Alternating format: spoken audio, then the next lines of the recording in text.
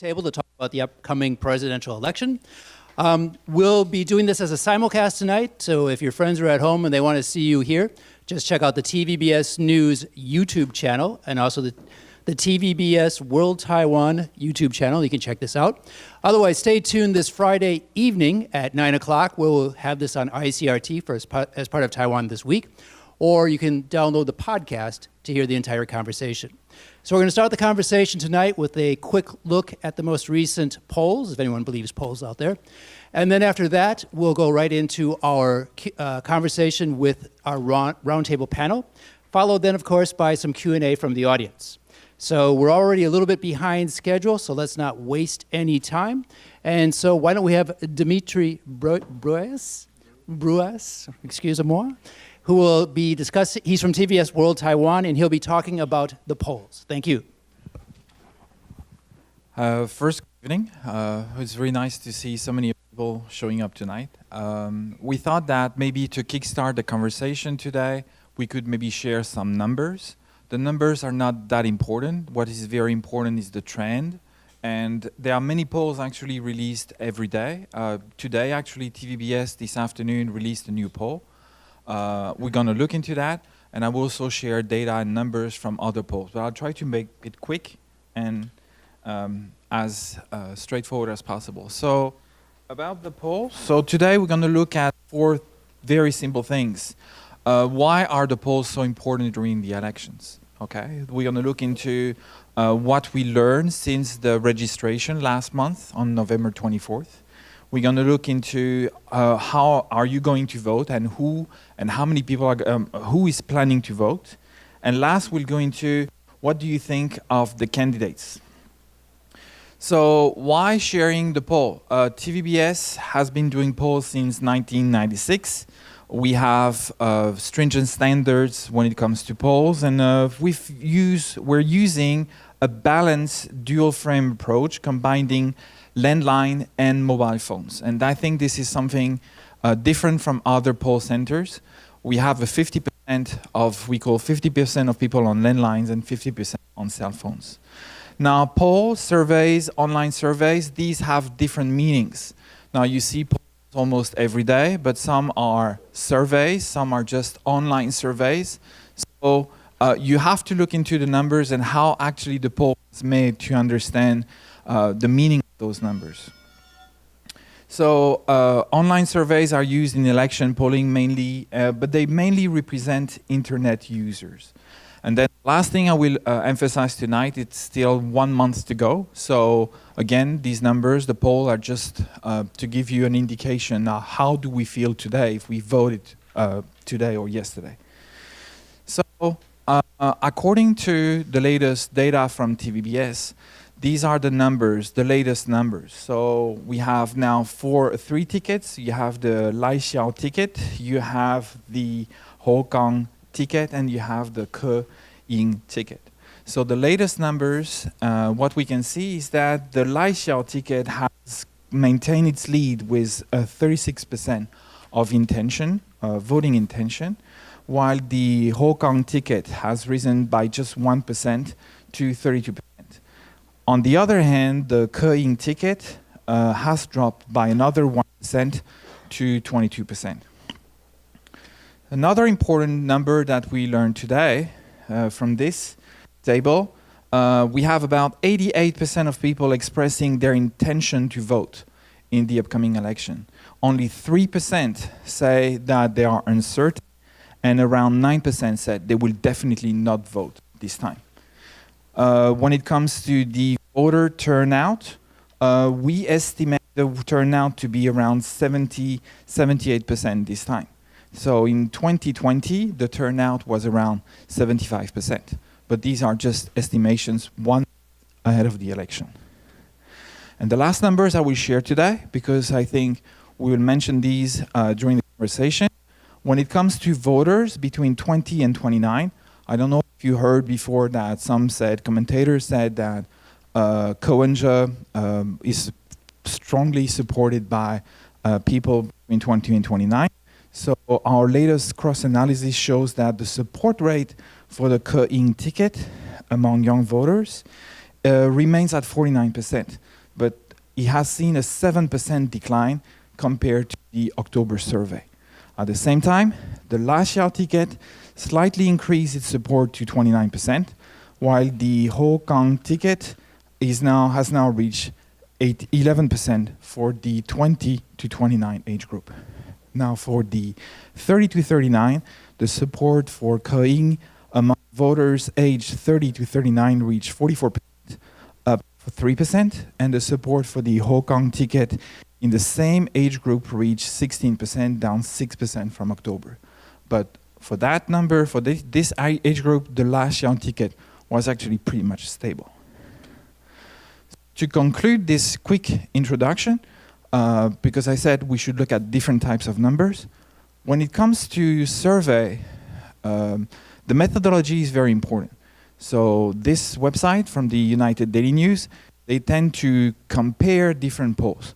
I wouldn't recommend to do that because you're actually comparing potatoes and bananas because the methodology is completely different. So you can look at the numbers. You should look at the numbers on the longer period to understand the trend, but I wouldn't recommend to put numbers next to each other, okay? So just to conclude, you can, again, if you want more information, more data, survey, you can follow us on Twitter. You can check our website. Now, well, I give the microphone back to you. Back to me, yes. Thank you very much. Also, a quick reminder, we won't be having a break during this conversation, so if you need to go use the restroom or need to get some more coffee and tea, just feel free to quietly sneak out and do that. As we finish the conversation, we will be having time for Q&A. At that time, do not use the mics if there's a mic in front of you on the desk. We'll instead be using these wireless mics. So when we get to that period, don't touch the mics on the tables. Okay, let me quickly introduce the people who are going to be enlightening you this evening. Starting us off, we have Gavin Phipps, the ICRT morning news anchor. Come on, Gavin, wake up. Yay! Okay. Yay! Let's give him a big round of applause. This is like midnight now for Gavin, so please be polite and patient with him. Next, we have Lev Nachman, associate professor from National Zhengzhou University. We also have with us Samson Ellis. Okay, from Bloomberg. You're the Taipei head for Bloomberg, is that correct? Okay, cool. And then also we have with us is Fanchi Fei, who is a former reporter based in the DC area and now is a famous YouTuber and many other things. And okay, what needs to be corrected? You need to turn on your mic for one. You need to turn on your mic for one. Okay. Radio 101, always have a mic on. Okay, all right. Okay. First of all, most of the time I was in New York City. Okay, that's cool. All right, and then so we can just say the USA. And then okay. USA, yes. And then the other thing that when you said I'm a former reporter is kind of offensive. I said a former reporter in the DC area. Okay, so a former reporter in the United States. Right. Sorry about that. that. I still consider myself a news person. Okay, cool. Sorry about that. And then finally we have with us is Su巧寧, who is a professor at Oakland University. And you're also in the Poli-Sci and Communications Department, right. So these are four very well-informed people, and let's get to the conversation. So Gavin, please take it away. Oh, let me give you this. So, Samson, seeing as you're sitting on next to me here, I mean, Dimitri talked about the polls. What do you take away from these numbers? Do you believe the polls, and do they really mean anything come election day?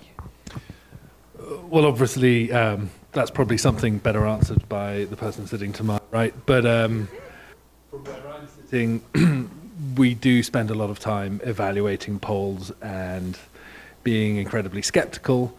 I certainly remember the last election. That was a much bigger question because we'd just come off the back of Brexit and Donald Trump's election as US president, and there was a lot of consternation and concern about the accuracy of polls globally. And so there was a lot of second guessing and questioning about the veracity of polls. But in the end, if you followed the polls, they did indeed.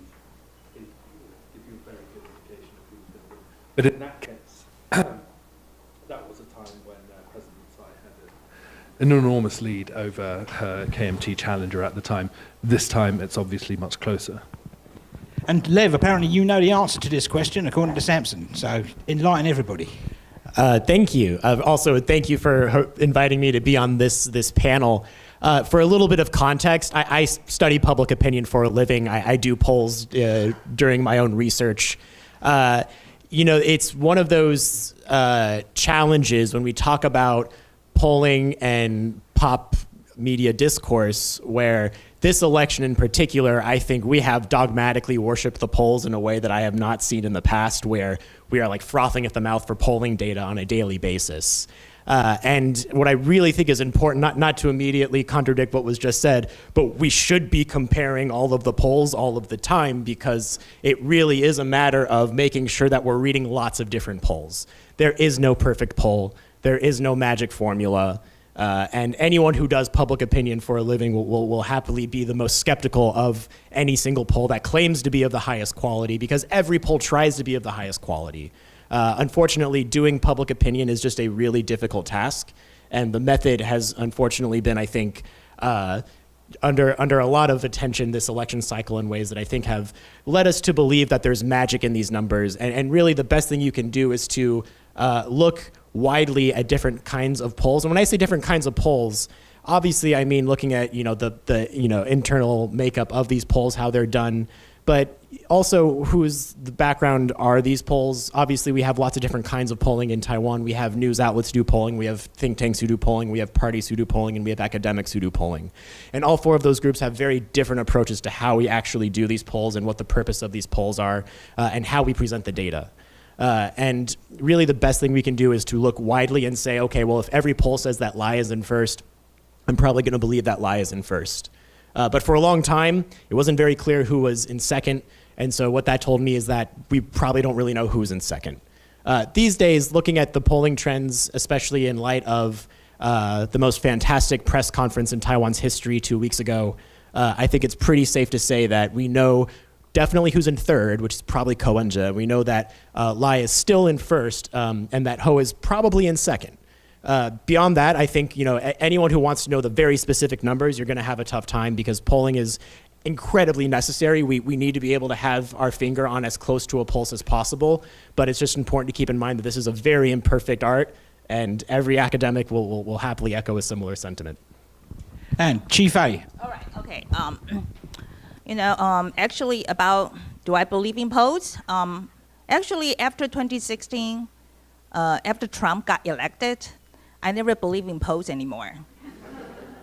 And then, so yes, I still look at polls, mostly just to prove that if my point of view is right. That's the main point, when the poll says agree with me, then I say it's correct. Don't do that, that's confirmation bias. All right, I'm kidding, okay? But, I still look at polls, I still do, but I have to say that, when I look at polls, I'm very careful. I'm with a lot of suspicion, any polls, okay? To start with that, and then, but with this polls that TVBS conducted, I have to say that the thing that I'm looking for, the most important information for me, is that after the blue-white camp, the alliance failed, I want to know who got the blame. And obviously, the answer is Ko Wen-je got the blame.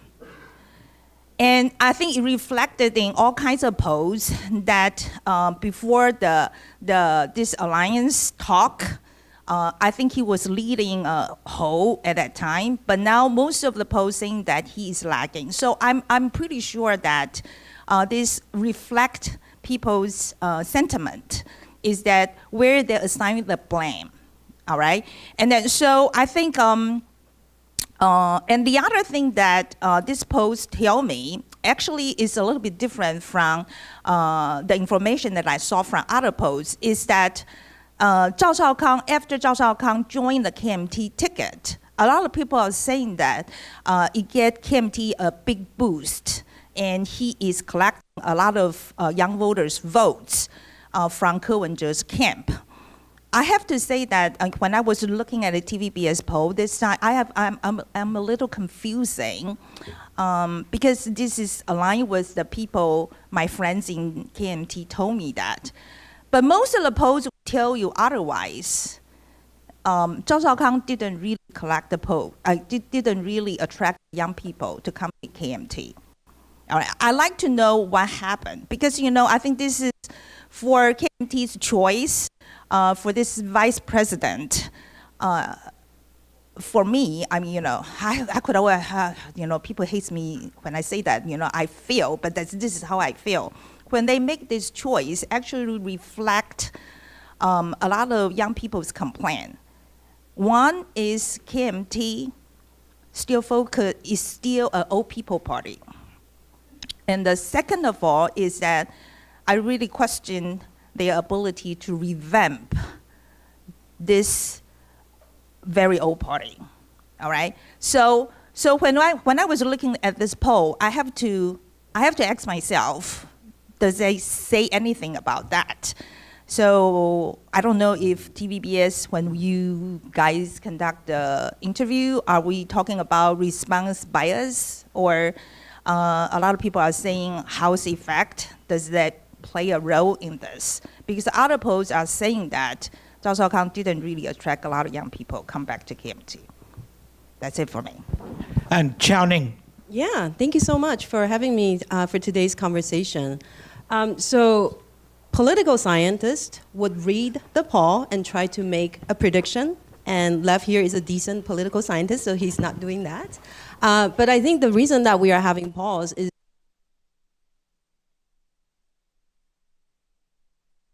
trend, like who is leading, who is the second, and who is the third. And to read all recent polls together, I think we are seeing the trend that Lai Ching-te and Xiao Beijing ticket is still leading, and the blue camp has returned home. So now Zhao Shaokang, Hou Youyi is the second place, and then Ke Wen-je is at the third, right? I think that's a clear trend as of now, but we are still a month to go until the Taiwanese people go to the polls. So all things could happen in the upcoming 30 days. As a communication scholar, I am more interested in how those numbers being used for media agenda setting, right? So just today, and I think yesterday, both KMT and DPP announced their internal poll, claiming that they are actually polling very, very strong. I think Eric Ju just this afternoon said that actually Hou Youyi and Zhao Shaokang is actually now leading in the poll by less than 1%, but they are leading. Who did that poll? They say it's for their internal use. Internal use, okay. So that would be an interesting way to think about the intersection between the scientific number and the agenda setting and the purpose of boosting morale to drive the public discourse, and that is to see the poll from a communication perspective. So as a voter, I think we have to take everything into consideration, and so to truly understand the meaning of the poll. And Lev, we were talking about young voters there. See, you're the youngest person sitting at this table. You're qualified to answer the question. So what about the young vote? Are young people flocking to Zhao Shaokang and the KMT? No.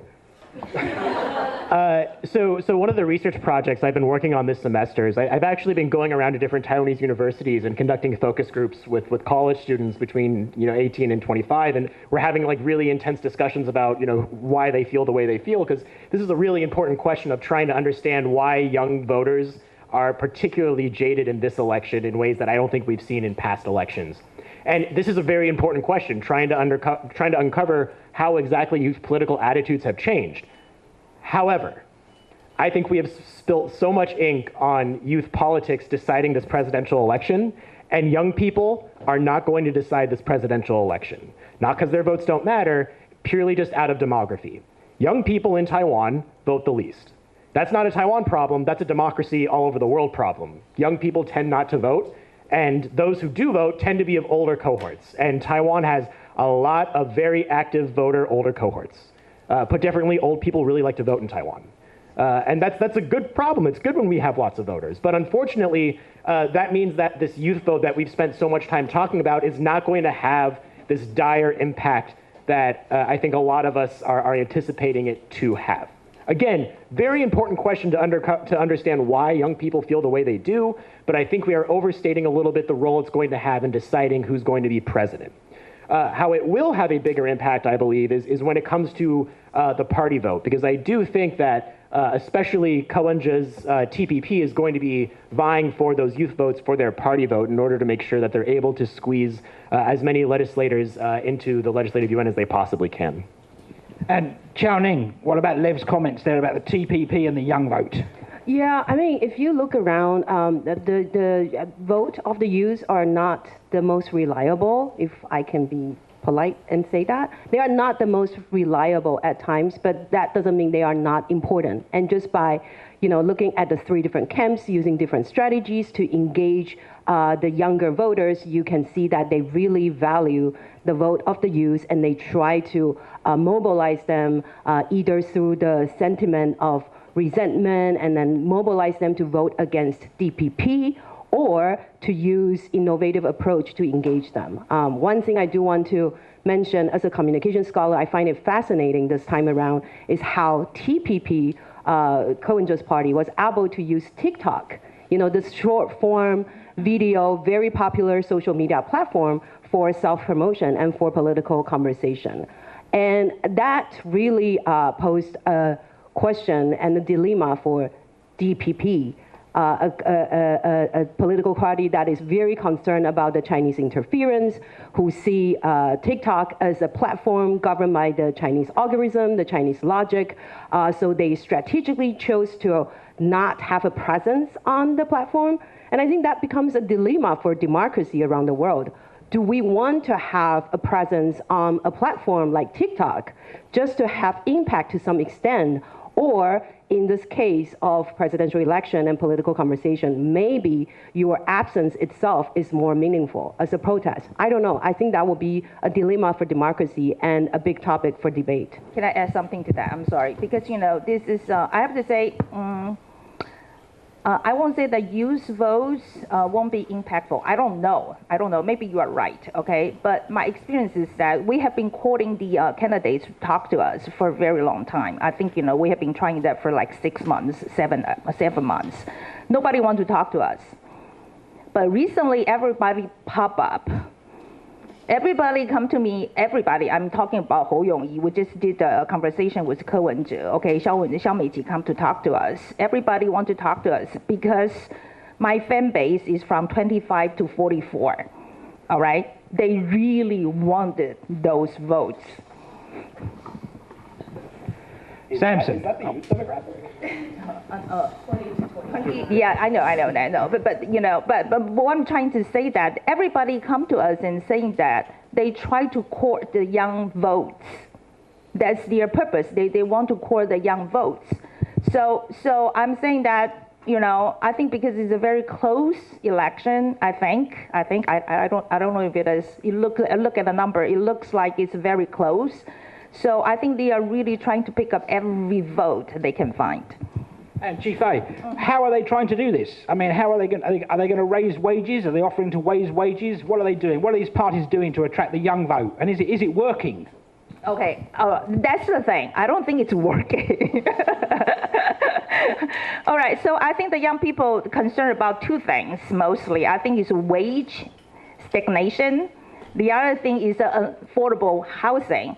And then we check all three parties' policy on how to deal with that. I have to say that I didn't see anything too interesting because, some of them are saying use like tax credit, all right, help the young people, and then so they will be easier to get loans from the bank. Or about the wages, they are talking about raising the minimum wages, but I think they never really dared to deal with the core of the issues, like housing. I think the problem of it is that is on the demand side. We just didn't have enough affordable housing, and then when everybody was promising they are going to build more social housing, and then they couldn't get it because the land is very precious in Taiwan. So when I look at their policies, they can say whatever they want, and how much they can deliver is another thing in the future. And everybody knows that. Everybody knows that.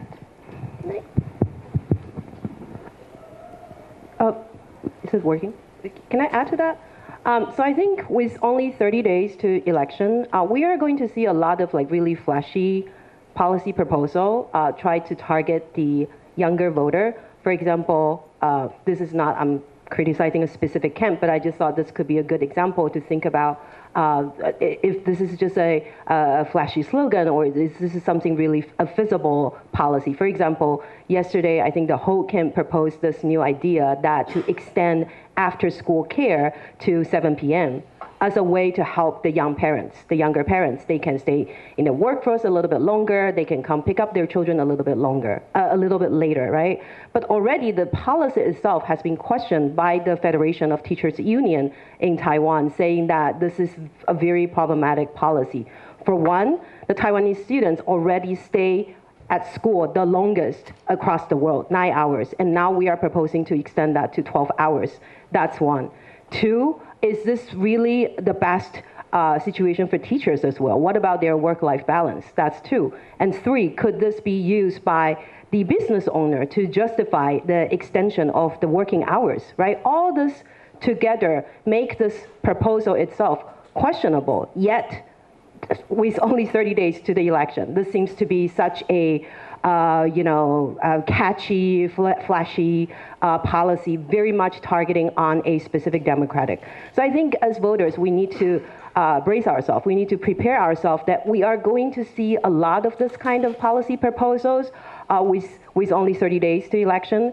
But I think we also need to have the intelligence to decipher through those policies. Is this really achievable? Is this really feasible? Or is this just a talking point to get some media attention? And Samson, been a long time, mate, I know, but the youth vote. Is there a question there? So what do you think of the youth vote? I mean, we had lots of comments about the youth vote. Is it important? Is it not important? Are they apathetic? Are they apathetic? Will they turn out?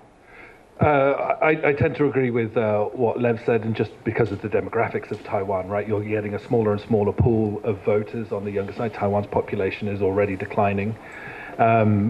Plus, the tendency of younger voters not to turn out in as great a number as their older counterparts just means that the vote is shrinking. But on the other hand, in terms of messaging, as we've been talking about, it will probably dominate the messaging in the last part of the election for a couple of reasons. One is that that's where the largest group of attractable voters is, middle of the ground voters, or undecided voters, or new voters whose political identities isn't quite as set and as well formed as their parents and grandparents is. So go after that demographic hard. Number one. Number two, announcing policies that appeal to younger people doesn't necessarily just appeal to young people. It will also appeal to their parents as well, to a certain degree. And so I think in terms of the way they want to message, in the final days before the campaign, it will likely dominate. Just to get to a couple of points, though, on in terms of wage stagnation and housing prices. I mean, it is quite remarkable how different the situation is from people's impression of the situation. Because if you look at wage growth, Taiwan's wages have risen over the past 7 years at their fastest pace since the 1990s. Wages over the past 7 years have risen more than twice as fast as under Chen Shui-bian and under Ma Ying-jeou. In terms of property prices, you can look at property prices. Property prices that have absolutely flattened out. They are not rising incredibly fast, with a few exceptions like Hsinchu and now obviously Kaohsiung, which have got major industrial reasons for doing so. But property prices in Taipei are flat. In Wanhua, where I live, property prices have come down 30% over the last 10 years, which nobody is talking about, just because people tend to look at property prices as a whole for the entire city, and then obviously Nangang, Da'an, Dazhi is still, keeping the average price fairly high. So in terms of, but again, the problem with that, and Lev made this point at another talk last week, that the DPP government is very, very bad at humble bragging, I think, about their economic achievements. One of the issues you'll face there is it's impossible to tell people how they should be feeling about themselves economically. So even if you do throw a bunch of numbers and a bunch of statistics at them, telling them you should be feeling better off than you do, if they don't, there's no point in telling them. And staying with you, Samson, on messaging, the message, of course, on China. How are you seeing that play out in this election?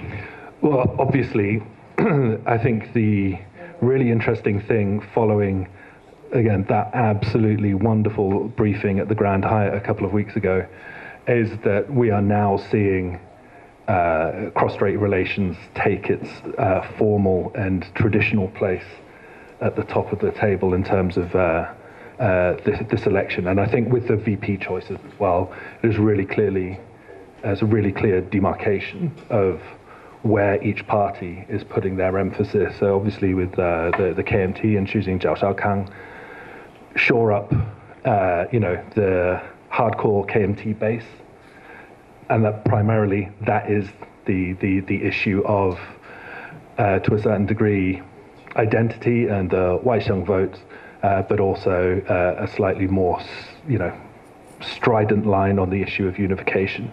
And then with Lai Ching-te and the choice of Xiaobi Kim, that obviously sends a very strong signal about where the DPP sees Taiwan's future as well. So as much as we have been, and we will continue to talk about issues like economic issues like wages and property prices, really this election looks like it is coming down to a referendum on where voters see Taiwan's long-term future.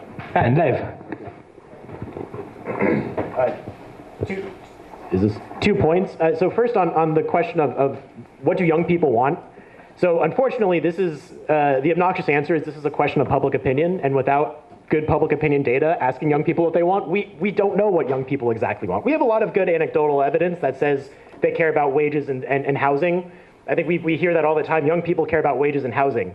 I think the challenge with that is that it assumes that a lot of 18-year-old or 20-year-old voters have like these very strong formed opinions about wages and housing, and a lot of them don't.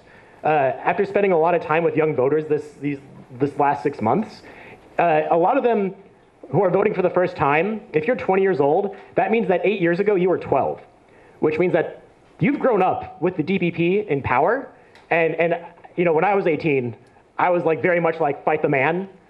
And for a lot of these new voters, the DPP is the man.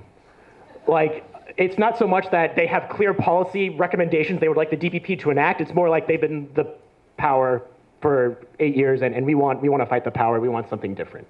Now, that doesn't make that feeling bad or disingenuous. It's just, I think we prescribe this idea that young people have these very clear agendas on salaries that they would like to see enacted, when a lot of the time I think that's again overstating what I think a lot of public opinion would actually reflect. But yes, to double down on the point, the DPP has done a bad job of humble bragging how wages have actually grown, because young people don't know that. I think, again, to tie in what Chao-Ning was saying about TikTok, because the TPP is the only party on TikTok, that means that the DPP loses that entire audience, which means they have, KMT is as well?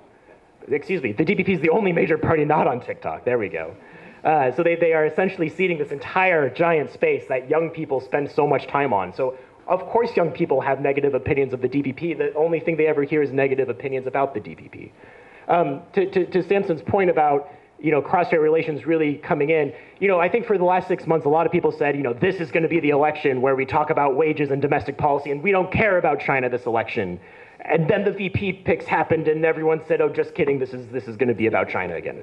And I really think that just is a statement to what we know about Taiwanese politics. When Taiwan is a contested state, it means that the fundamental political issue is still going to always be, who are we, where are we, and what is our future going to be with the PRC? And we're seeing that to become very true. Zhao Xiaokang and Xiao Meiqin are both two very strong picks for both camps, and both very much lean into these frames and rhetoric about cross-strait relations in a way that I think we're going to just see a very traditional blue-green competition, something that we know, something that we're all very used to for those who follow Taiwan politics. And just very quickly, I think the TPP's effort to move beyond that debate and not have that debate and seeing what's happening to them in the polls now is just an additional indication that the overall debate and what voters want is clarity on that issue rather than the extreme deliberate vagueness of the TPP. And Chief A.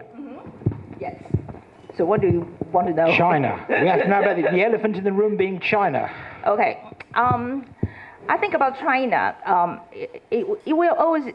All right. I just conducted an interview with Ko Wen-je just a few days ago, and then I asked him blank out. I said, "Do you see China as a threat?" And he just answered me, "Yes.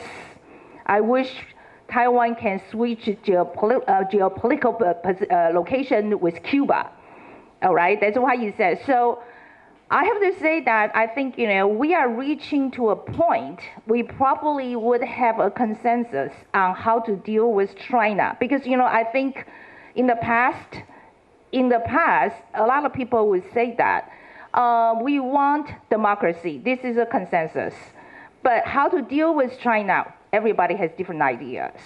All right, but I think in this election, I think we are seeing that more and more clear.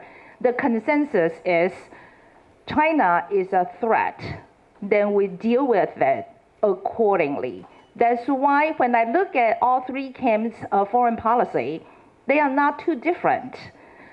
How to deal with the United States, they say Tsai Ing-wen, they are all going to follow Tsai Ing-wen, whatever she's doing right now. And then how to deal with China, we always know DPP's position, all right? And then Ko Wen-je just told me that China is a threat too. And Hou You-yi probably not that clear, he is pretty vague on this, but he also pledged that. Taiwan has to strengthen our national defense, all right? He also put this as a utmost campaign talking point too. So I would say that we are reaching to probably we finally would have a consensus. I'm hoping we probably can reach a consensus how to deal with China. Yeah? Chao Ning, do you agree with that? Can Taiwan reach a consensus on how to deal with China at this election? I think that would be an even longer discussion, but I think could be a good starting point, and I think that's an ongoing conversation. I think China and the China factor will be essential for the upcoming months, but I think, and I agree with everybody, the point being made, I do think what is under-discussed during this election season is the Chinese interference.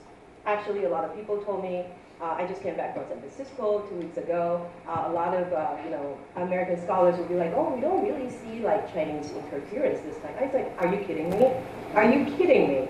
The fact that Terry Guo would just drop out after some pressure from China put Foxconn under investigation, and then Terry Guo would just drop out like that. That's a very clear, prime example of Chinese interference.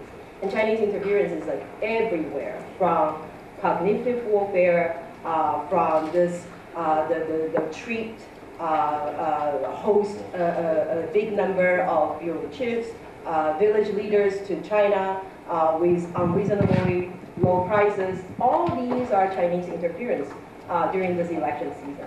And yet it is so under-discussed. It is such a threat to our national security, yet it is so under-discussed because people, when they think about 4 years ago, and when they think about the social movement in Hong Kong, that was a daily reminder. That was a visual daily reminder of Chinese interference. And just because we are not seeing that this year, just because it is getting more sophisticated and quiet, and then we don't talk about it, I think that's the true danger here.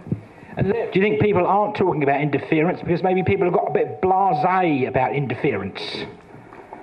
Yeah, so we know that it's never a question of is the PRC trying to influence the election? It's how are they trying to influence the election? And I do think that, every election inevitably becomes a question about cross-strait relations and what do we want our future with the PRC to be. 8 years ago, it was framed through the lens of the Sunflower Movement. 4 years ago, it was framed through the lens of Hong Kong. And this year, it's very quickly becoming framed as this choice between war and peace, autocracy versus democracy. But it's not nearly as, I think Chao Ning is totally right, we don't have the daily reminders in the way that we have had in the past. But we still most certainly see it happening. Even just today, there was another Taiwanese citizen sentenced to a year in jail in China. And the TAO, the Taiwan Affairs Office, gave a whole presser about it, saying how they hope that they're not discussing this with Taiwan right now because the current Taiwanese government has not acknowledged the 92 consensus. As if to discuss about a Taiwanese person's welfare in China, a necessary condition is to accept the 92 consensus, which is a very indirect shot at the DPP, saying that if the DPP is in power, we're still not going to be able to talk about these things.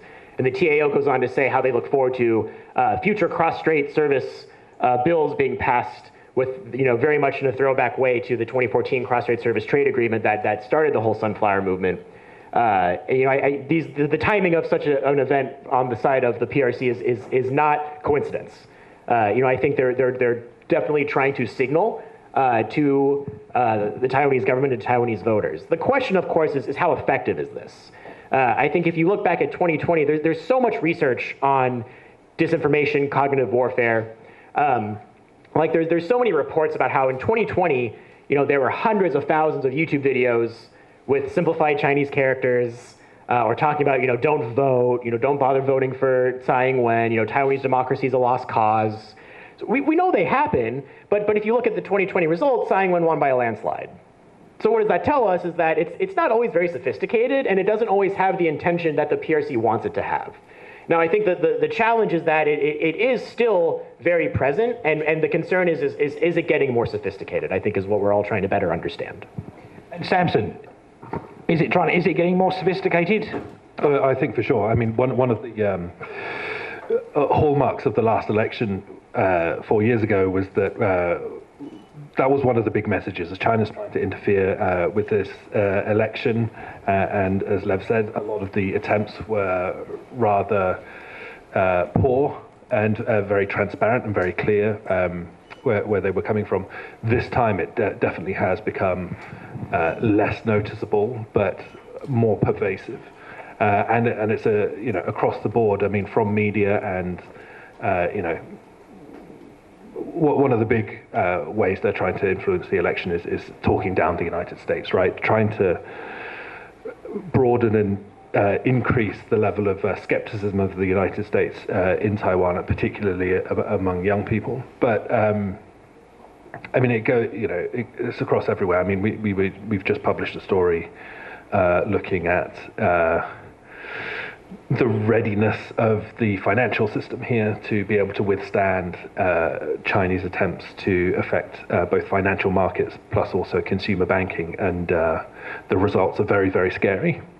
And these come down to incidents like about a year ago, I think, if I remember correctly,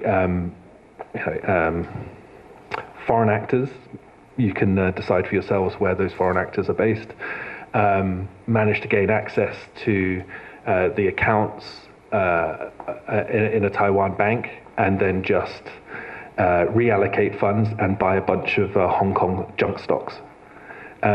Just as a message to all of the account holders that we can get in anytime we want and we can move your money where we want as well. So all of these things are just like tiny little, well, not even tiny, they're very pertinent reminders that the threat and the attempts to influence are always present. And Chief A, do you see China stepping up its military coercion in the lead up to the election? The military coercion is definitely they are stepping up, okay? Especially, I think, we see quite clearly after Pelosi visit Taiwan, the fighter jets come to Taiwan more often, and then they also have the drill on the east side of Taiwan. These are both, from military point of view, are actually very consequential, okay? And then, but I like to talk about the sophistication about China's in disinformation attacking Taiwan. Because recently we just did a report, which is about we and the Taiwanese government and the Indian government are talking about importing some Indian workers into Taiwan. All right, and then so when we are doing this discussion, I have to say that there are a lot of Chinese simplified characters information coming in.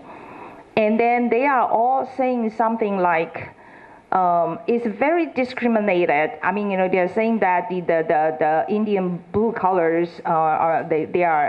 they rape women, and then if we allow them to come into Taiwan, the Taiwanese woman's safety is in danger, stuff like that. And then, so when we try to,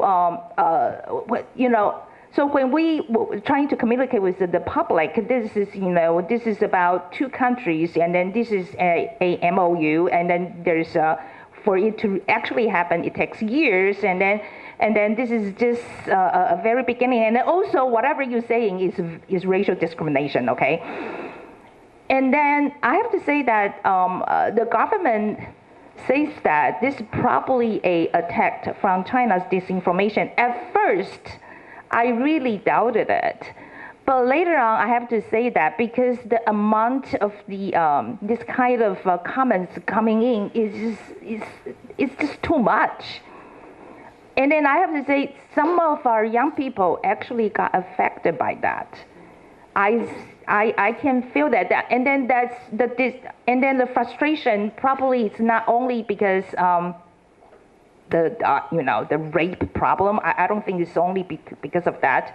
I think a lot of the frustration is coming out because they think their labor condition is very poor, and then now we are going to have more outsiders coming to Taiwan. So, but when we are talking about the sophistication of China's disinformation, I have to say that it's not just about like saying China is great, so come with us. It's not like that anymore. I think they are trying to just divide you. Make you distrust each other. I think that's their tactic right now. And then they are like trying to influence our public discourse. We cannot really have a proper a discussion about important issues. I think that's what they are doing to us right now. Xiaoning, do you think the government should be doing more to stop this type of behavior? I definitely think so. And I'm so glad Xifei mentioned that example, because that's the evolution of weaponization of this misinformation that we've been seeing in the field of communication. In the past, it was more of a direct promotion of the Chinese government, CCP, PLA. But recently, we are seeing this evolution of discourse. It's less about China directly, but it's about putting a distance between Taiwan and its key allies. So American skepticism is a prime example of this misinformation warfare, this misinformation campaign right now. If you look at the report published by IORG, they documented all the examples of American skepticism in the past 2 years. There are 84 different examples and patterns of American skepticism, like how, TSMC now opened its factory in Arizona is the American attempt to hallow the semiconductor industry in Taiwan, and so we should be very mindful. And all these are just telling us that China really is taking a page from Russia's playbook. I mean, the American Congress has a full documentation of Russian interference into their domestic politics, and China is doing the same thing. China is using all this discourse to instill the distrust in our government and then to alienate Taiwanese government from our key allies. So we definitely need to be more careful with that. So I'm happy to see that there seems to be some synergy between the government and the civil society right now. We do have a robust fact-checking system in Taiwan initiated by both the government and the civil groups, and I can name so many of them, and I have great admiration for their effort. I think that's a very it's a baby step, but it's a crucial step for us to survive and keep our resilience in this new disinformation ecosystem. Going back to the elections themselves, and Lev, I mean, you're looking at the legislative election. Do you see the DPP losing its majority? The TPP, as Mr. Kerr would like, coming in as a supposed kingmaker, or maybe the KMT taking back its once majority? Yeah, so even if Lai wins the presidency, I think we're looking at a very likely reality that the DPP will lose its majority in the legislative yuan, which means that even if William Lai is president, he's going to have a really tough time passing any sort of big policy changes over the next 4 years. Now, whether or not the TPP plays a role in helping the KMT form a coalition against the DPP, I think kind of remains to be seen. If we compare to how the TPP did in 2020, they received 11% of the proportional representation votes, the Bufan Chu Piao. And that got them enough for 5 seats in the legislative yuan. I expect them to, at the very least, match that number. So I would anticipate they get at least 5 legislators. Whether or not they get more, I think is really going to depend on how much popularity Ko-Wen-je is able to really pull over the next month. I don't know that they'll be able to really win any sort of district races. Their biggest base of support is in Hsinchu. And unfortunately, that's also the biggest base of support for the New Power Party, which means that I think in Hsinchu, we're going to ironically see some 4-way races, which is just going to split votes left and right. And I really couldn't tell you who's going to win those. Now, what the DPP and the KMT are going to really need to do is to, of course, win as many district races as possible, but also really try to pull for the party vote. I think it's going to be a very big symbolic victory for the DPP if they can match the 34% that they earned in 2020, but I think they're going to have a really hard time doing so. And Samson, the party vote. Obviously, some interesting people on the party list. The main thing I'm looking forward to in this election is the re-emergence of Han Kuo-yu as a figure in national politics in Taiwan. If you are a DPP lawmaker, I'd walk around with a motorcycle helmet on just in case he starts getting punchy again. He may not, though. Yeah, he may not. But he did make for good television. Fantastic. On a serious note, Chi-Fei, the legislative election. Okay. I talked to Ko-Wen-je about this, okay, and then I actually asked him, would you support Han Kuo-yu as the next chief of 立法院长, okay, just, if it is possible. And he says that it's possible. Or that's, he said it's possible because, I think he wants to play this like important role as the like buffer between this blue and green, and then he wants to be the key segment. They could play an important decisive factor in the future. So he said he's willing to work with the KMT. However, I have to say that I seriously doubt he can deliver that. The reason is, I don't think he's going to be a very powerful chairman anymore. All right, if this election, his party doesn't, the end result is not very good, he's supposed to step down, and then he already says that he's not. But however, I'm just looking at TPP, I have to ask, for all these candidates you supported, you nominated, what support do you give them during this campaign? Not much, not much. Because, we have words coming out from all these candidates and saying that we need support from the TPP party, and then could you give me people, could you give me money? They are saying that you are on your own. So I seriously doubt, even if TPP gained, let's say, 8 to 10 seats, how much Ko-Wen-je can control them. If they are not united, they cannot be a serious power, okay? But I from where I see it right now, I don't see TPP has a lot of money or a lot of manpower can help their candidates in the future. So I would reasonably assume that in the future, all these candidates is going to vote according to their own benefits. So you see the TPP maybe coming like the People's First Party, James Sung's party. I nearly couldn't say that. Do you see it just disappearing? Well, it's just like, I have a lot of fans in that group, so I'm really, like, let me think, well, what should, I think there's a serious threat. I think they should really be careful about that. It's going to happen. And then we have so many experience about this in the past already. Qingming Dang, right? And then and TPP that is more like 基民党, right? You know, I mean on both sides, the small party just can't survive. And then I don't see TPP. How do they could be the exception here? I still don't see the proof of it. And Xiaoning, do you see a third party coming along in this legislative election? I mean, maybe there will be more than just 3 parties. I mean, we have so many parties now having their party list, right? My friend from the Green Party just announced their party list yesterday. So who knows? But I think I do share the perspective that it is likely that we are going to have a minority government. And minority government means that will be delayed in policy formation.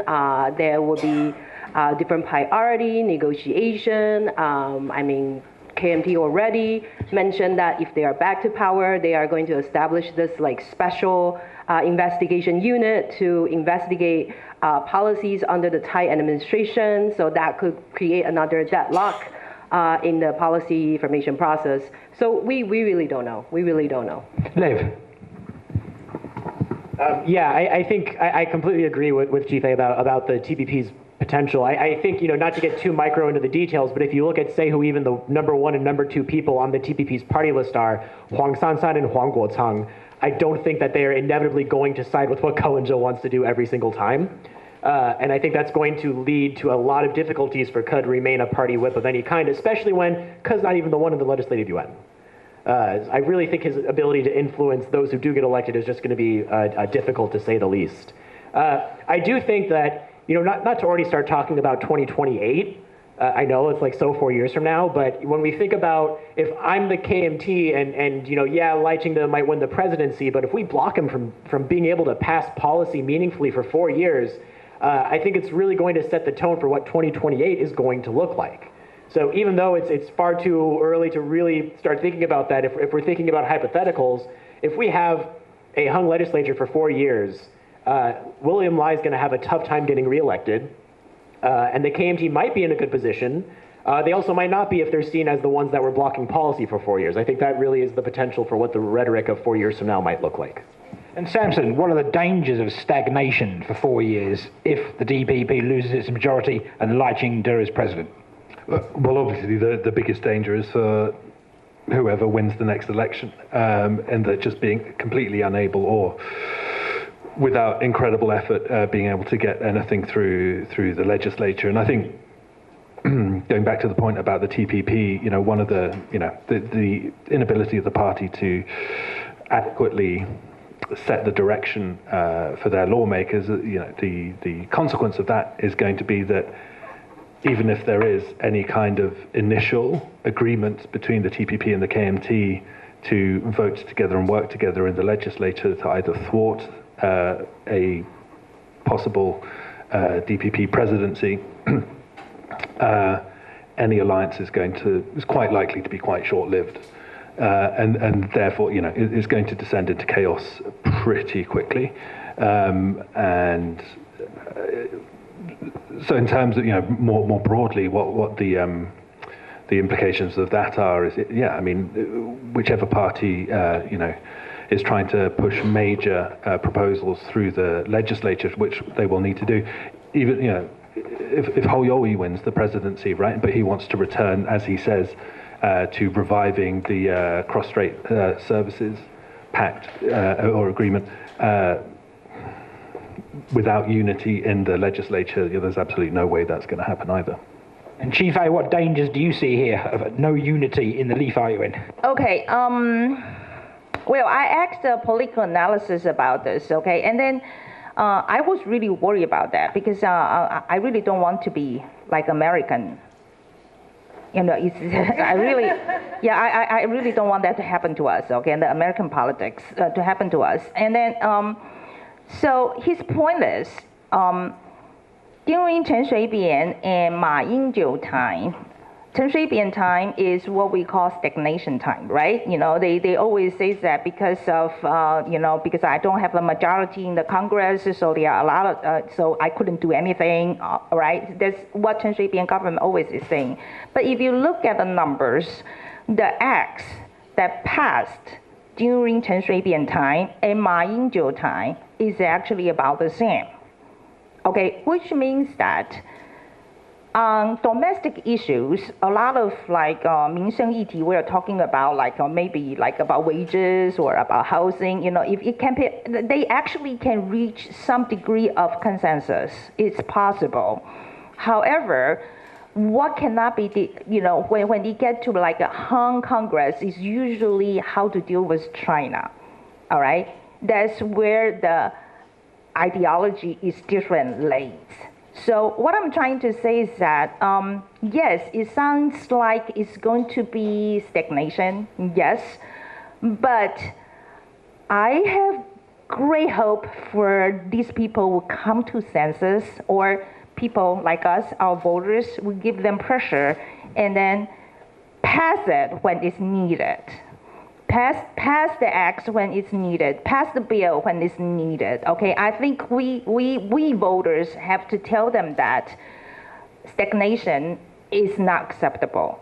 All right, but I'm just saying that I still have hopes. They finally, maybe they could find some common grounds. Right, now here's the question. Chao Ning, who do you think will win the election? Oh my God. I will pretend I didn't hear that question. I mean, honestly, I don't think I can. I think this is going to be very close. I think this election ain't over yet. I heard along the way that people are like, oh, you know, DPP has been leading and it is still leading. I think we all need to be very cautious. Still 30 days to go. A lot could happen. I think it's too early to make the prediction. I think it's going to be extremely, extremely close. Lev. Political science professors are notoriously awful at predicting elections, so take what I say with a giant grain of salt. If the election were tomorrow, I think Lai would win. I don't think he would win by more than maybe 5 points. So I think it's certainly going to be close. Again, we have too much time. How many days until the election? 30 some days? That's a lifetime in Taiwanese politics. So it really, so much can happen between now and then that what I think would happen tomorrow is practically irrelevant. And Samson, your crystal ball is out. What is it saying here? Well, yeah, it's difficult to disagree with anything Dave said. And you know, in the parlance of the media, right, it is Lai's election to lose right now as we currently stand. But I think also, you know, what is really noticeable this time is that, you know, as difficult as it is and as, you know, maybe slightly fatigued the support for Lai Ching-te currently is in the DPP overall, like it's important to remember that this is after 7+ almost 8 years of, you know, DPP rule. It is going to be that. If you compare it to the situation 8 years ago and the support for the KMT at that time, it is quite remarkable that the DPP is not polling below 20% somehow. And I think that, again, is testament to actually how successful Tsai Ing-wen has been. And Chi-Fei? My money is on Lai and Xiao. Okay? All right, I'm just outright say it because, you know, I'm in social media right now, so I think you know, it's okay. I would just say that. I think Lai and Xiao has a better chance at this point. Obviously, gambling's illegal in Taiwan. Yeah, exactly. Exactly. Why not? All right. So are you guys betting? You know, I'm collecting bets right now. And I shall ask my panel to some closing comments, Samson, about what you've seen of the run-up to the election so far. What's really grabbed you? Any particular issue, any particular incident, except the one in the hotel, which we all know about? Oh, please, I mean, that... I'm sorry, you just told me not to talk about it, but I think it's impossible not to talk about that. It was absolutely one of the most remarkable events in Taiwanese politics and will be remembered 20, 30 years from now. I mean, you could just go back and rewatch that thing again and again for the utter audacity of Mr. Gore in what he did there. Stepping away from that, I think the really interesting thing about Taiwanese elections, you know, we haven't seen it yet, right? It is now, we're now getting into it like campaign season proper and the campaign rallies. you know, for anybody coming from the outside, this is where you really, really feel the vibrancy and the enthusiasm for democracy in Taiwan, especially coming from places that are slightly more cynical, jaded about the entire democratic process. I mean, it's really, really inspirational to see. And so I'm really looking forward over the coming 4 weeks to actually getting out on the street and seeing how, you know, democracy in action and how people celebrate and live democracy in Taiwan. And Lev. Yeah, I watched the entire press conference twice. Once for research and once just for entertainment. So what's remarkable to me is really how, I forget who said it earlier, all three presidents have really tried to present, the presidential candidates have tried to present themselves as being Tsai Ing-wen 2.0 when it comes to their cross-strait policy, and how so much of what makes them different really got blown open when the vice presidential nominees were announced. I think what makes this presidential election different is that the VPs have almost stolen a spotlight a little bit from the presidential candidates to a degree, especially during their announcement. And I think the VPs will play a pretty significant role over the next few weeks, only because of how prolific they both are in their own rights. All three of them are, I should say. But seeing Zhao Xiaokang and how he's been one of the champions for American skepticism in Taiwan, and the fact that he's the founder of the new party and has so many deep blue ties, I think really colors the Ho camp. And on the other side, to have Xiaobin Kim, you know, the notorious cat diplomat, cat warrior, who is, you know, known in the United States as you know, the one who managed to both sides, the Democrats and the Republicans, has also very much painted the Lai camp in a very different light than it was before these vice presidential announcements. The last thing is just tell your friends to vote. Please vote. Vote, especially because I cannot vote. And not to be the American in the room, but it is very inspiring to see such high turnout rates in Taiwan when in my own country people don't value their right to vote nearly as much. And it's remarkable that, you know, Taiwan's first free and fair election was in 1996. That wasn't that long ago. And it really is just remarkable that we're still able to be here to witness such an amazing election all these years later. And Xifei, what's grabbed you at this election so far? Okay, I know election is a time about, like, you know, we see people yell at each other, you know, people have a lot of disagreements, but I like to look at a different perspective. I like to see what they all agree on, all right? I think in this time, I really see that we have more. We all agree that we have to build up a national defense. I think this is something that during this process, I find this is a consensus among all these parties. So maybe this is something we will do in the coming 4 years. And then I'm hoping that, I'm hoping that in the future, we can see more of this consensus coming out. And then not just like, you know, we hate each other, I disagree with you, you know, and then I'm hoping that we could see really let's focus on the things we can agree on. And Xiaoning, your closing comments. Sure. I agree with everyone. I think the hotel was one thing that we will remember for a very long time. The VP nominees, I do agree that this time around they are going to play a vital role in the election, especially we are so close to the finish line. I agree with Xifei. I hope this will be a beginning of a consensus building. I also am so impressed by the enthusiasm and attention from the international media. If you are talking to international press, you know they are here. They are ready to cover this event. They are ready to decipher. They are ready to interpret the election result.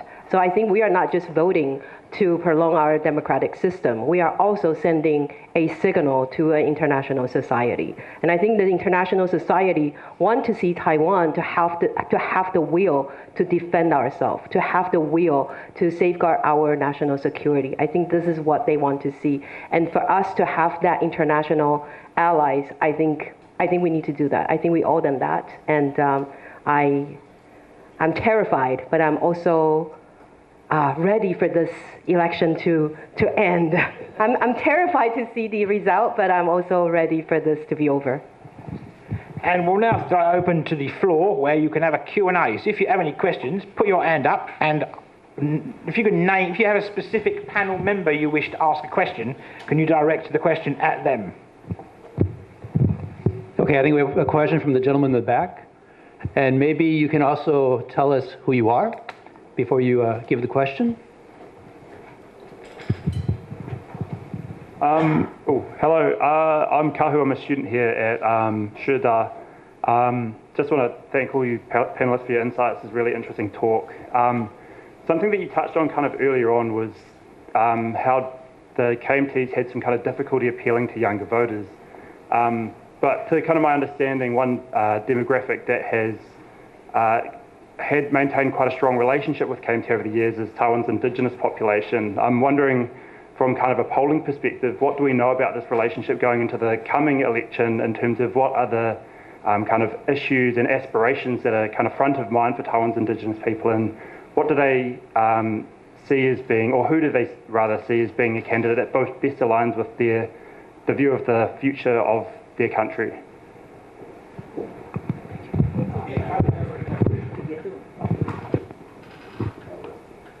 So it's a very good question, and there's a lot of really interesting research on indigenous politics by a lot of very good scholars out there. The short answer is that for a very long time, indigenous people in Taiwan have been receiving the short end of the stick for pretty much every regime that has ever been in Taiwan. And from their perspective, during the martial law era in which the KMT was in power, that's when you saw a lot of development finally happening for a lot of indigenous communities. Wells were built, roads were built, and overall life got qualitatively better for a lot of indigenous communities.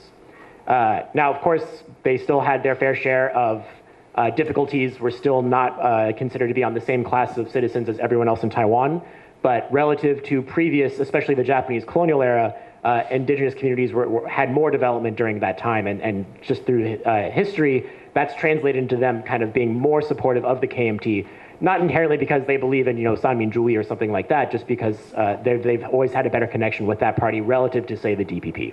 However, it's important to note that that's changing. I think it's really a generational thing, where I think if you look at indigenous communities and ask people under the age of 30 or under the age of even 40 how they feel politically, I think you'll see a very different response than those who are of older demographics.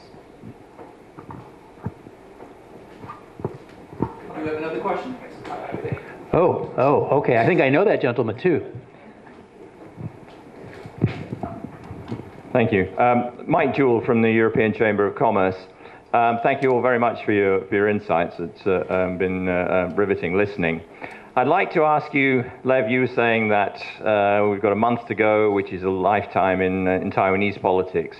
So if you guys were advising the KMT at this stage, what particular strategies, what particular messages do you think would be relevant and are likely to narrow the gap and give the KMT the best chance to overhaul the DPP's lead? Thank you. Me? Oh, is that specifically to me? Sorry. No, the whole group, please. Tell me, you can answer this one. I don't know if I want to give advice to KMT though. I don't know. I feel like I've been seeing a lot of contradiction between Hou You-yi and Zhao Xiaokang, especially their China strategy. If you remember earlier in October when Hou You-yi visited Brookings in the US, he was talking about this 3D strategy, like decoupling, de-risking, and something else, which is very much the Tsai Ing-wen approach in terms of the Taiwan-China relations. But now with Zhao Xiaokang joining the ticket, it's becoming more aggressive, more hawkish, more deeper blue kind of approach. So Zhao Xiaokang was saying this recognition of 92 consensus. He was talking to reduce the finally extended military service back to 4 months. I really wonder how would such amendment help us to build up credible defense. So I do hope that I will see some consistency between Hou and Zhao, and I think that might be a way to help them get more support. Okay. Actually, I have friends in KMT just asked me this question the other day and says that we really want to get the young people to vote for us. I'd like to pick your brand, okay? And this is what I told them. I said, I think you guys should just give up. I'm serious. This is what I told them. I'm saying that it's just too hard. You should focus on your energy on where you are.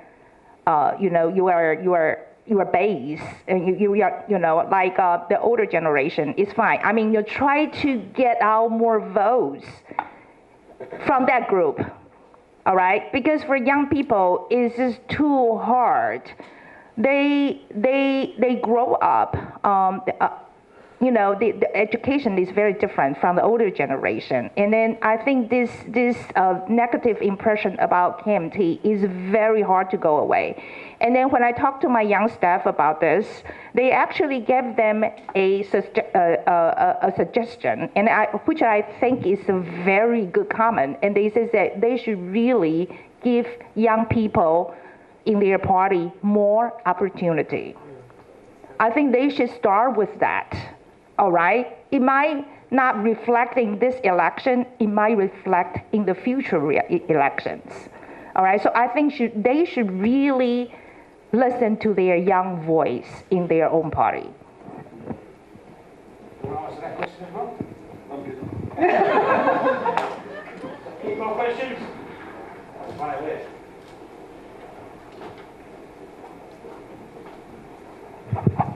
Hi, my name's John O. I'm from Taiwan News. Thank you everyone for sharing your insights. It's been really interesting. You're talking about election interference, and I wonder if you have any comments about how Taiwan might address that problem in the local media specifically. I know there's been examples of stories about bioweapons labs cooperation with the US that were shared by perhaps UDN and then widely reported by other outlets. And so it just seems to me as someone who pays a lot of attention to the local media, there's this kind of difficult line to walk between absolute freedom of press and then lack of government regulation. So how do you think Taiwan would be able to bring in more measures to make sure that misinformation isn't shared in the media specifically?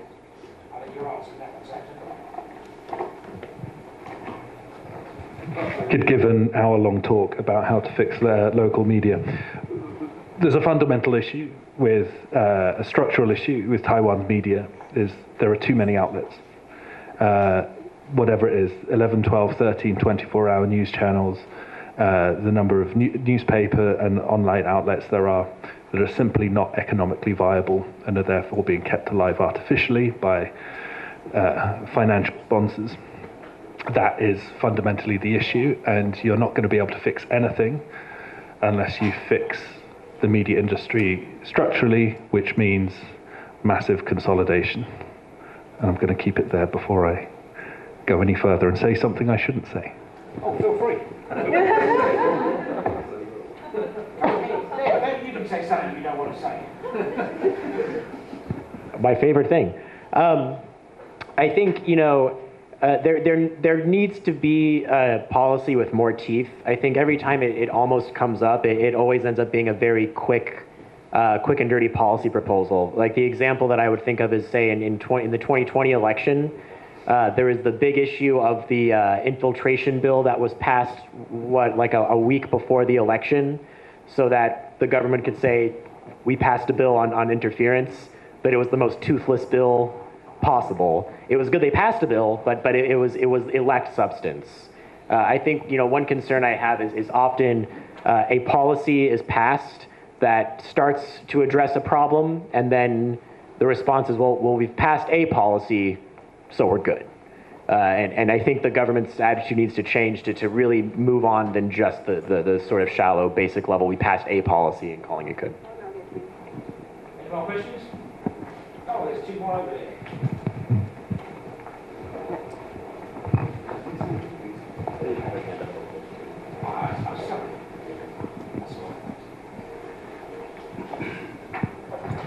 Hey guys, Chris Gorin, RTI. I have two related questions about the likely divided government ahead of us.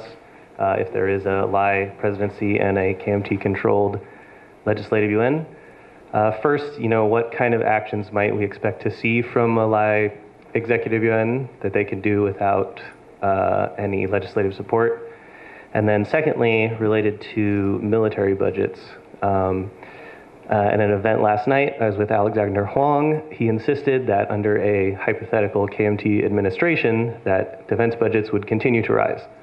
Now, I'm not sure I believe him, but nevertheless, if we see the KMT as an opposition party in the legislative yuan, do we expect to see them block additional defense increases, or what might we expect to see them try to do or not do when it comes to defense?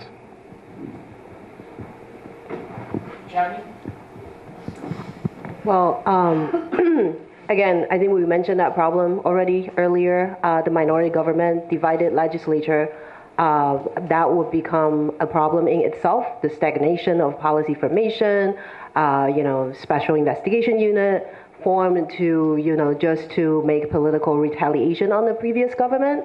So I think these are all very concerning. In terms of the military budget, in the past 8 years, KMT legislators, they are not performing so well in terms of supporting our military budget. So if those people are elected, I feel like we kind of like already see where we are heading to. So that is absolutely very concerning. And I think another thing to keep in mind is that the legislators actually start their new term before the president. They started their new term February 1st. February 1st, we will see a group of new legislators enter the legislative yuan, and when Tsai Ing-wen will still be as the serving president. So what is going to happen when you have a new group of legislators, but still President Tsai? Is the premier going to resign so that we can have a new representative from the executive yuan to respond to this new group of legislators? Is Chen Jianren going to continue serving in that position? How is he going to respond to the demand of this new group of legislators? I think all of this will be a political negotiation. And I think for years to come, we're going to see a lot of collision. We're going to see a lot of theatrics. We are going to see a lot of deadlocks in the legislative yuan. It's concerning. It's very concerning. And there was someone sitting over here who would like that. Yeah, that person.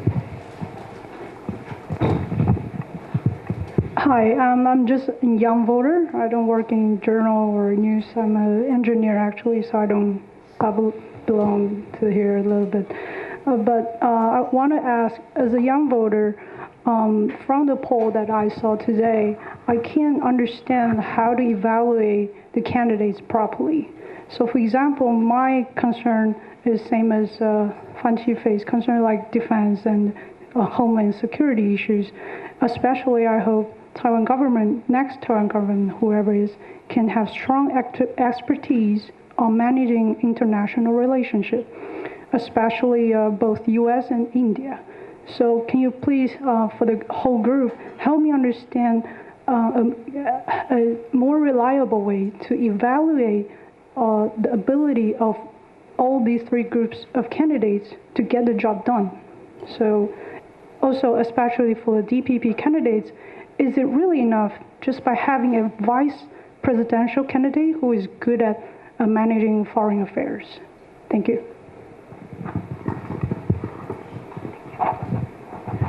Thank you so much for your question. Something that's really important to keep in mind about all public opinion polls is what public opinion polls can tell us is what people picked on the poll. It cannot tell us why people picked that answer on the poll. So if we're trying to understand these numbers, all we know is that when people were given this list of choices, that's who they picked. The specifics as to why is just one of the shortcomings of public opinion.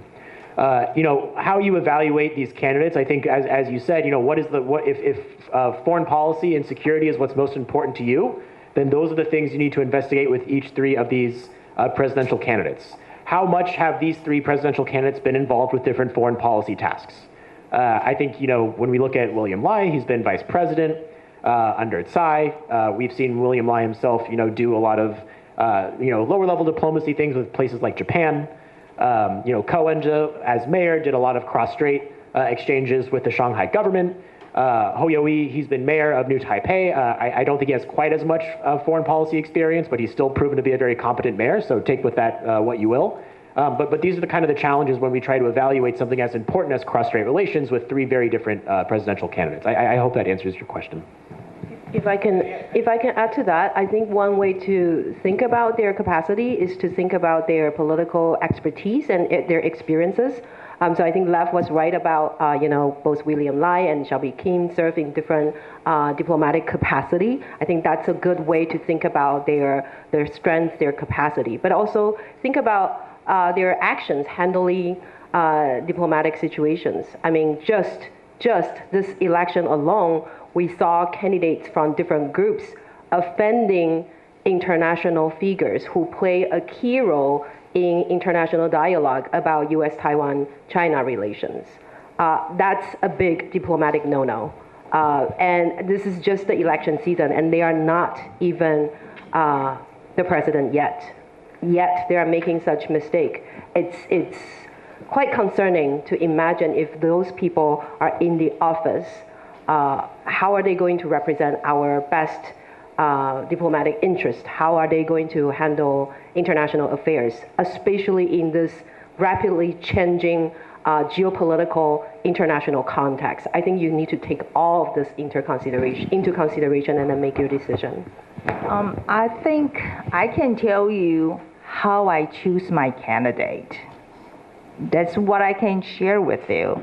Because about foreign policy, I think Taiwan is in such a peculiar situation right now. We are constantly walking a very tight rope. So for me, the best candidate will be the one who can really control his words, who can really evaluate whatever he said, he acted, he did. I think it is so important for me that I would take that into, I would take it into a priority. Is their experience handling all those things, and then they know what they are doing. So that's my criteria, okay? I think that's all I can do for you. More questions? Oh, yeah. Oh, look. We're quiet over there.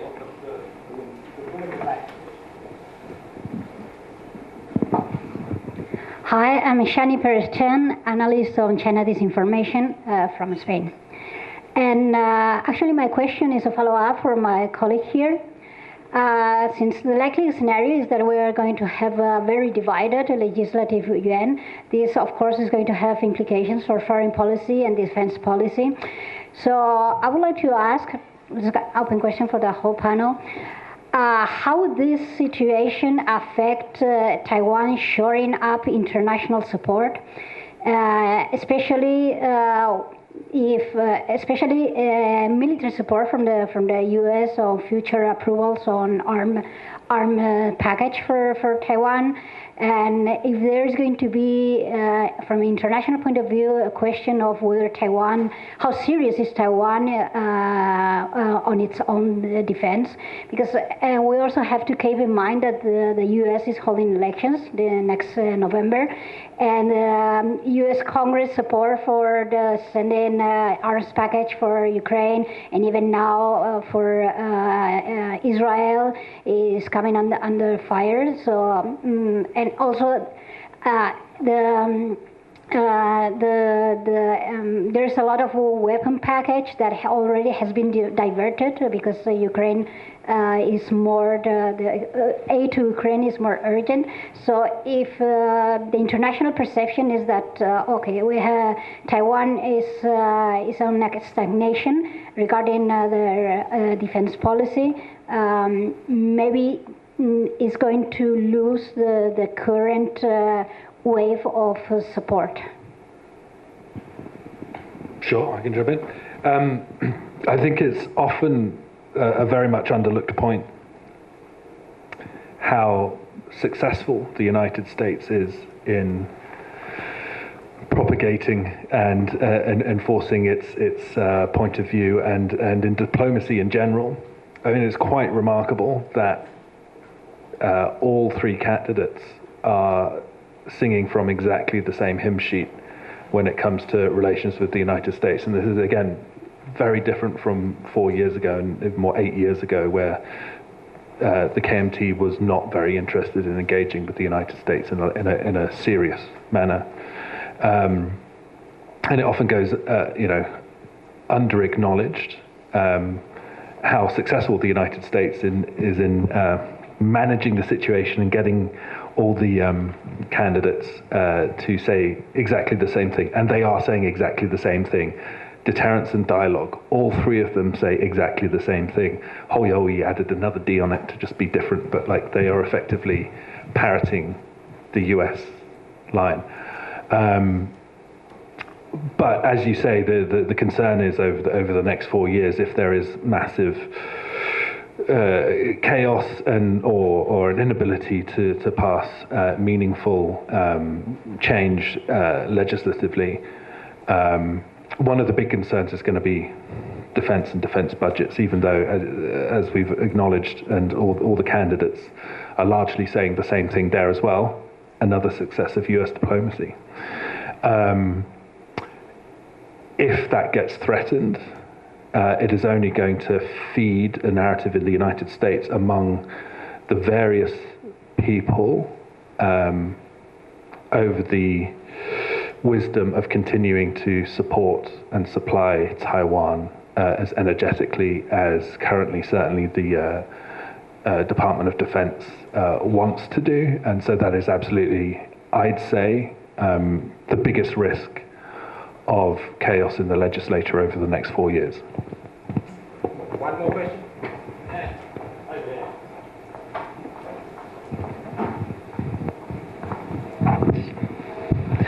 Thank you very much. My name is Leon. I'm here as a student of international affairs from Germany. My question is concerning domestic policy and the connection onto foreign policy.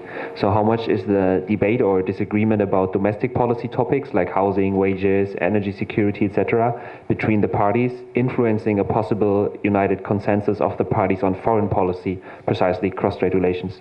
How much are these two policy realms connected or disconnected in Taiwan? Thank you. I think it should be connected, okay? Because if you look at the, we talk about the stagnation of wages, it's because, we have problems to do our industrial upgrading. If we can do that, it probably will solve a big chunk of the problems. And why we cannot do that, a lot of the reason is actually because of this uncertainty of the relationship with China. Okay, it affects so many things, all right? So I think it's all connected. So, but the relationship with China is not Taiwan alone can solve. So I think we could just work on the smaller things. So that's why I think all the candidates are proposing something more like a patch up. But I'm afraid that's the best we can do at this point, until someday we can see a more clear path. We can see more certainty about this front. And then about the national defense budget, I have to say that to answer this question from the side, actually what happened in the United States politics is very alarming. It's very alarming.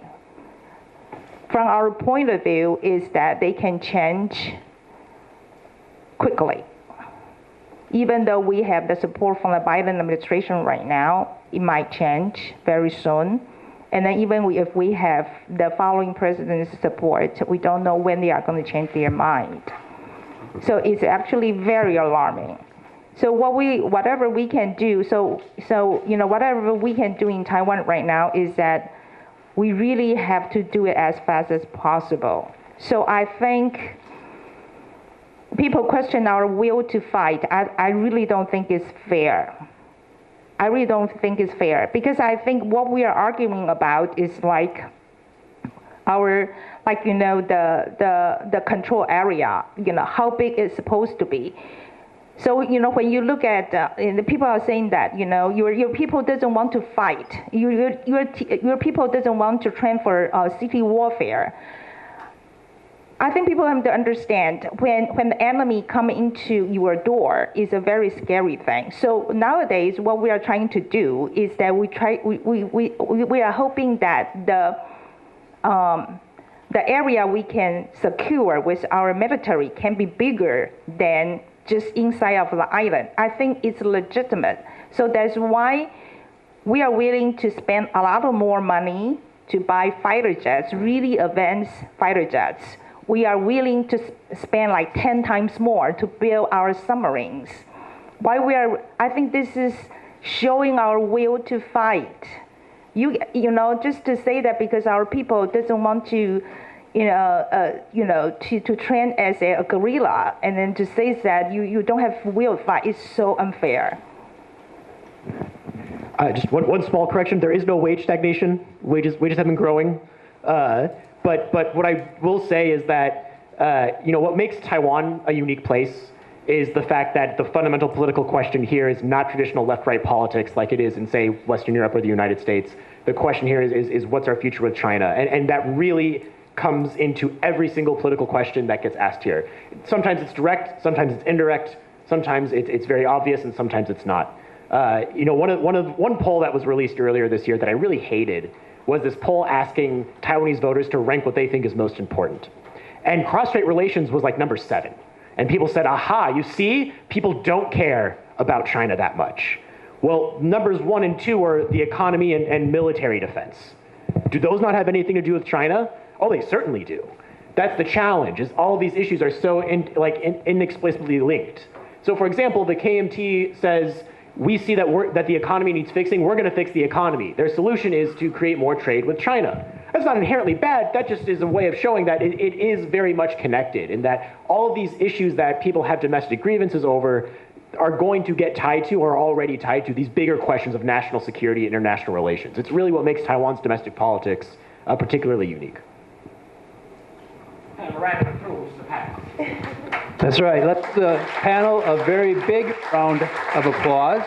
Thank you very much to Su巧宁, also to Fanchi Fei, also to Lev Nachman, and to Samson Ellis. Thank you very much for taking time to join us tonight. Thank you very much for your very insightful commentary. Also, thank you very much to Gavin Phipps, our morning news anchor and host of Taiwan This Week. Check him out every Friday night at 9 p.m. for the most insightful commentary on Taiwan news every week. You seem to have a different opinion. Okay. Anywho. Oh, okay, I'm sorry. Let's all wish Gavin a very restful night of sleep today. And thank you very much for coming tonight, and I hope you learned something. I know I did. And keep tuned to ICRT, and I guess you can watch TVBS too. Thank you very much.